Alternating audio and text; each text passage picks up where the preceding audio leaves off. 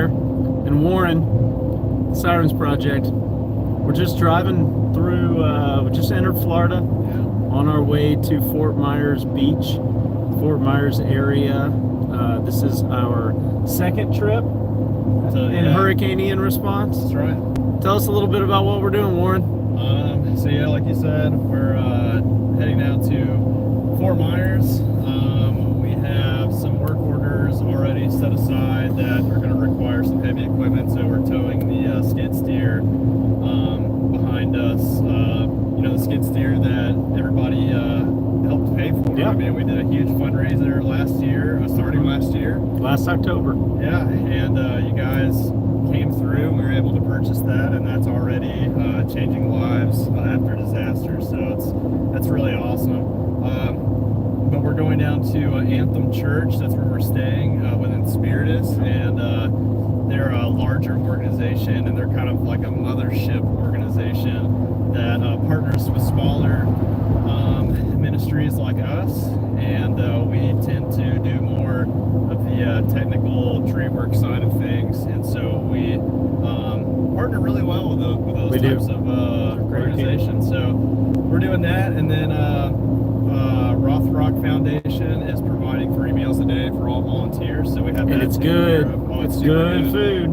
Great guy. It is good. Rex is the guy that runs that.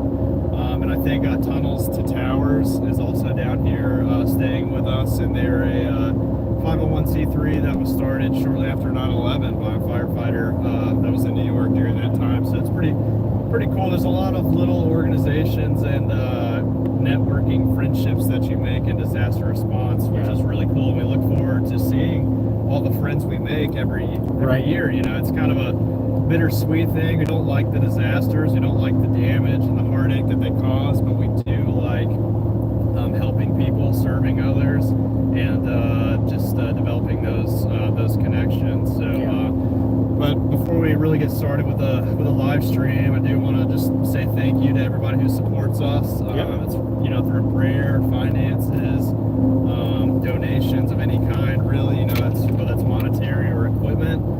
And also thank you to everyone who's subscribed to our YouTube channel. We're really trying to build that up.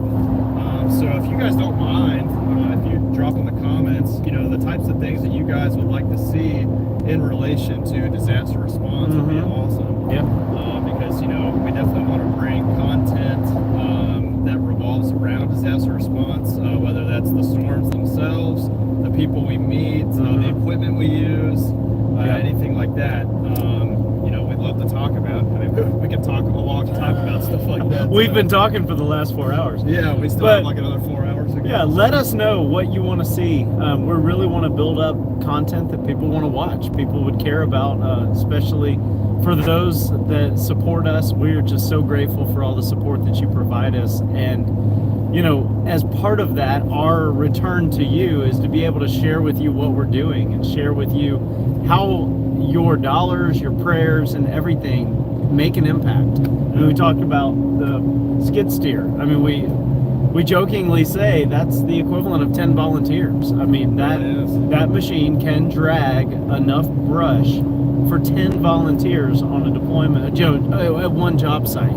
And so it makes a huge difference. And, it was cool. You said a minute ago, you're talking about meeting up with Inspiritus.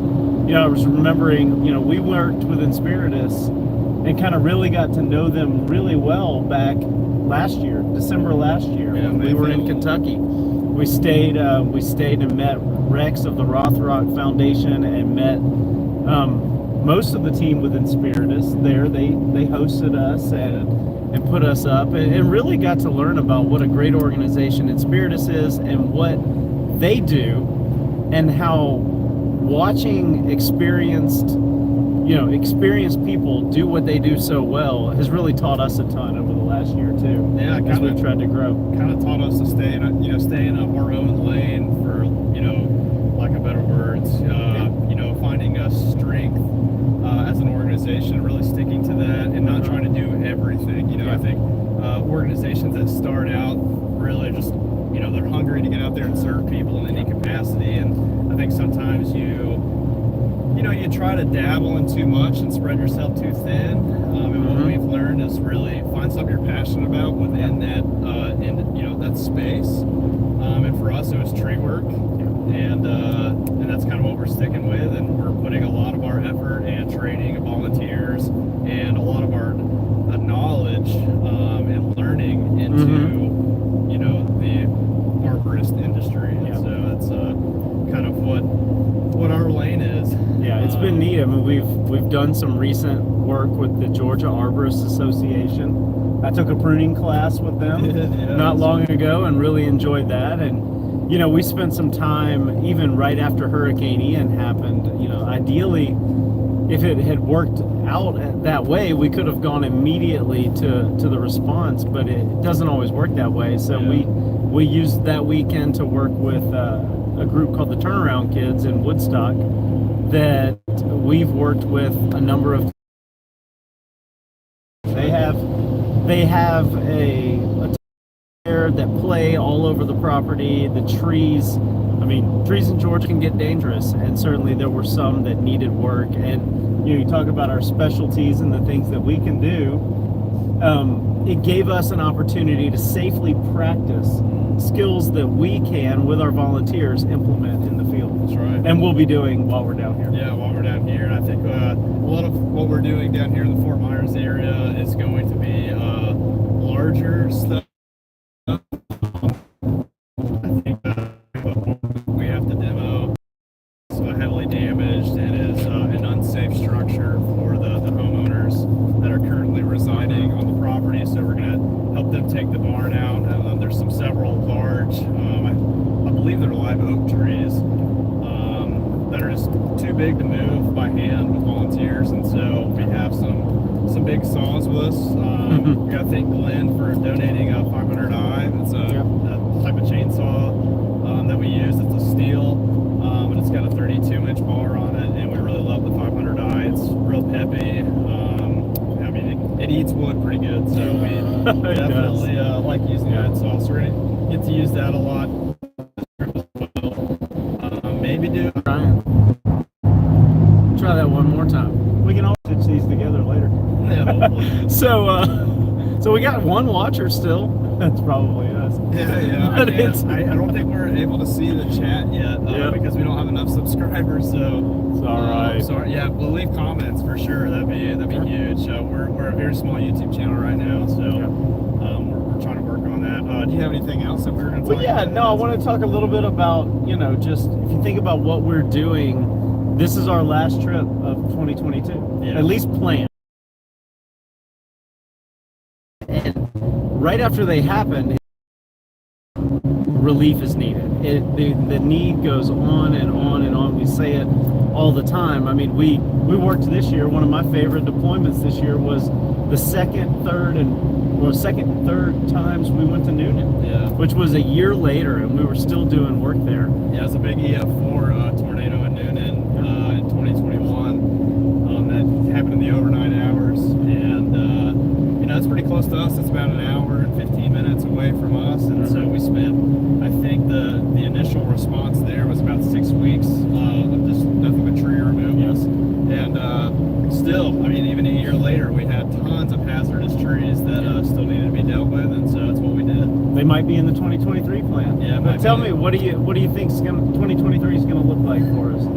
So for 2023, we have 6 disaster response deployments committed to. So those are predetermined, kind of scheduled ahead of time, so our volunteers have the opportunity to work out with their employer. This weekends, usually Thursday through a Sunday on deployment. And those are scheduled, but also there are times when we have disasters that need a response that aren't on the calendar, because you can't predict Mother Nature, a year in advance. It'd be nice if you could. But. Yeah, it would be nice. So there'll be more deployments than just the 6, but those are 6 that we're committing to ahead of time. And really excited. It's going to be a good year. I really feel like it's going to be a big year for growth for our organization. Maybe not numbers wise, but I think skill wise, and just really dialing in, our capabilities. And I think so. And really with this focus on, tree debris and removal and, being able to tackle some projects that some volunteer organizations aren't. There are organizations that look at some of the things we do and they say, good on you, because we can't do that stuff. Yeah. And so we've really found a kind of a niche that we're able to operate nimbly, unlike a larger tree service might be able to do, but also get in there and most importantly, bless the families, bless the homeowners, bless those that have been impacted by these storms. I mean, really, when you think about it, it's the only reason we do this is because, people need it, and we want to help people out. And it's fun. We certainly love getting to get in trees and, run chainsaws, but it's hard work and it's enjoyable. And, we're thankful to all our volunteers all over the country that have helped us out. We've had people come as far away as Oregon and as far south as South Alabama and as far north, all over the place. We have a lot of great volunteers that have helped us out over the years. So we're very thankful to y'all for your help. I think just a little background, we'll probably save this for another video talking about kind of the history of how Sirens Project came to be and a little bit about the key players in Sirens Project. But, for me, I was a storm chaser. I still, consider myself at certain times a storm chaser. I've been chasing since 2011. Actually, the April 27th, 2011 outbreak was like my first experience storm chasing out of state, which was like, it was a big day. It was funny. I experienced that my first time really chasing, and then, never seen an outbreak like that again. No. It's kind of a And thankfully, yeah, for sure. But I've seen, was there in El Reno, May 31st, 2013, and that was a big day too. But kind of like storm chasing, and I think tree work kind of goes into this too. Is every storm's different, and every tree's different. It's just always something new. You're applying the same set of skills, but there's always something different about the situation. I think that's kind of what keeps tree work exciting. Certainly it does. Well, you think about, bring it up again, you think about noon, and you and I were there, and the very next morning, or afternoon, I guess. Yeah. Took us a little while to get down there. Traffic was bad, but we got down there, and it was as if we had been, quote, chasing that tornado. I mean, it was right in our backyard, basically. And Stayed up all night watching. yeah, we were some of the first people there, and really, it's easy to watch storm chasing videos. We watch these things. We're fascinated, just like most people are, with the weather and what Mother Nature can do. But at the same time, lives are impacted and affected by that. And we've seen a lot of people in the storm chaser community that are quick to respond when they're out there on a storm. Yeah.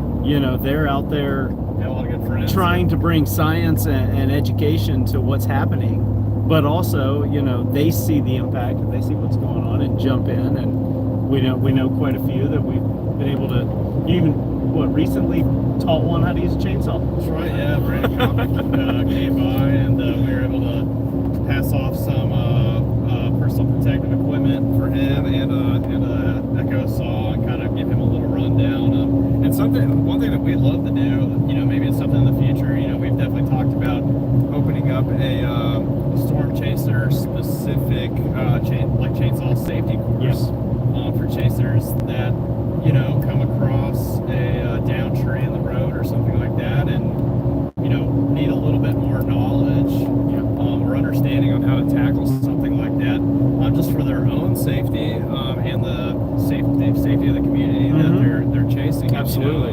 Getting one lane of access open could be the difference between somebody getting EMS services. Critical help they need at that time. I mean, it's an opportunity, as they're chasing, as they're out there, and when we go out on storm chases like that, you free the road, and somebody may be following you that's getting there to somebody's family member. Yeah, it's true.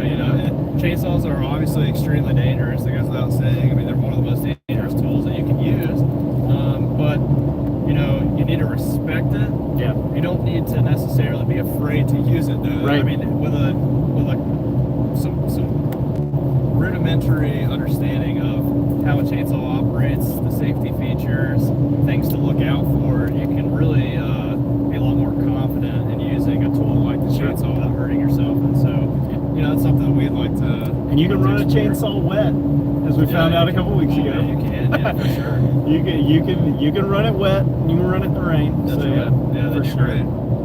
They do great. Well, what else, Warren? I mean, obviously we've got new subscribers. We got people that we're trying to reach now with expanding our YouTube channel and really get out there and just get the word out about, hey, what we're doing and what we love about helping people. That's right, yeah. I mean, we'll have a lot more videos. We'll probably have some more exciting videos than us just sitting in the car. Driving down I-75. We're almost to Disney World. Yeah, we're getting close. Well, then we're going to go right past it, though. Right So. past it. Yeah, we're going to do a lot more videos. Might do some live videos in the field of us doing tree work. Maybe if we find a good tree that warrants a nice live video, that we can kind of incorporate that into the project. You know, we'll do that. Might be exciting. So yeah, just please continue to stay tuned to our updates. You know, and I hope it's something you guys are interested in. But we'd love to, like I said, hear from you guys on what specifically you might be interested to hear about as far as disaster response goes. Yeah, please comment. Let us know. What are you interested in seeing? Because we like making videos. We like talking, and we spend a lot of time in the car. We do. Yeah, absolutely. It's we can produce some good content. It's good. Yeah. Thank you. Awesome. See ya. I'll figure out how to shut it off. Yeah, right? Bear with us. I guess you just go close. Just want to stop streaming? Yeah, there we go. Chop that off.